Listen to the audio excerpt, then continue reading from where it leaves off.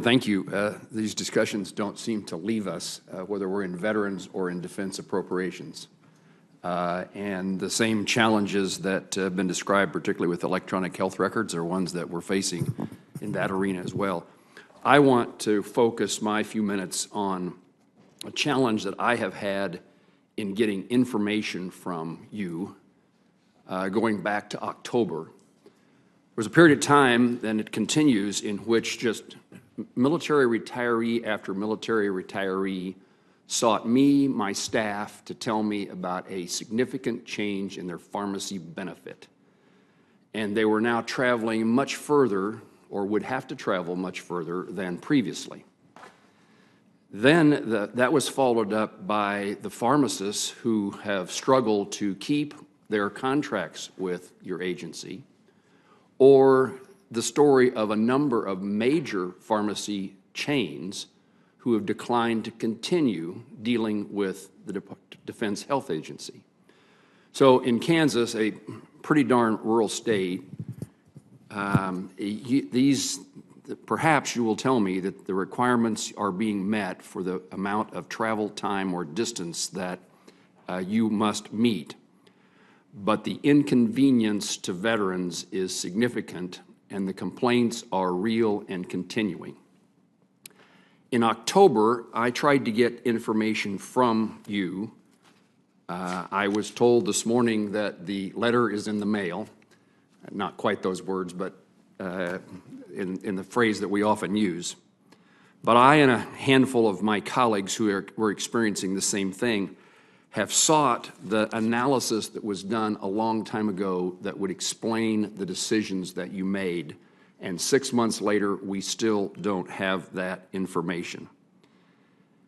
I've submitted requests for information through letters and through RFIs to the department. I went and visited with General Milley, seeking his help to get answers from the Defense Agency, Health Agency. But I am disappointed by the lack of cooperation that has been extended to me and to my constituents in an oversight responsibility that I have. I have heard the department blaming pharmacists for leaving the TRICARE network, but I also think that narrative is unfair and not accurate. There were winners and losers in the initial solicitation of contracts. Some pharmacists were continued in-network and never received an amendment, while others received rates lower than the cost to fill the prescription, effectively removing them from the network. A question, perhaps to you, General Crosland: how did the contractor decide which pharmacies received an amended contract at a much lower reimbursement rate and which ones did not?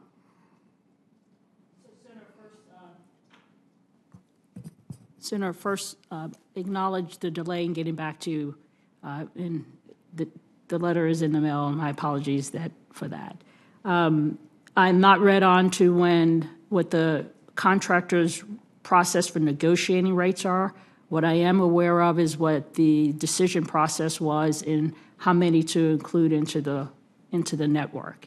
I understand that some of the independent pharmacies specifically in the initial bid felt like they did not have an opportunity to compete for the TRICARE. We released another opportunity on 1 January, I believe, and received a response from another round of independent and grew those numbers of independent pharmacies. Specifically for Kansas, 55% of the pharmacies are chain pharmacies, and 45% of the pharmacies that are contracted with the ESI are independent pharmacies. Acknowledge that in rural areas, the burden or the field, when we say 98% of individuals are 15 minutes from a network contract. That will be in the letter that we send you, 98%. And so the change for drive time for Kansas beneficiaries is 95% of them are within 15 minutes of a pharmacy, and that leaves about 3,000 of your constituents that have to travel a little bit beyond 15 minutes. 99% is the overall number once we go outside of 15 minutes, within 30 minutes. I would push back or just make the case that pharmacy is not just a commodity, it's a relationship. And our servicemen and women have had that relationship with their pharmacist for a long time. And to be told that it's no longer an option, and the pharmacist indicating they had no option to continue, is still problematic to me.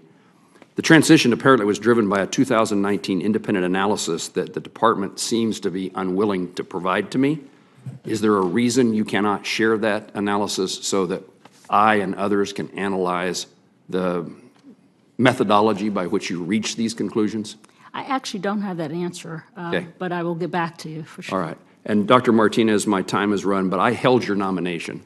I put a hold on your nomination because of lack of cooperation from the Defense Health Agency. I lifted that hold. It served its purpose. I lifted that, well, it presumably fulfilled its purpose. I lifted that hold and voted for your confirmation.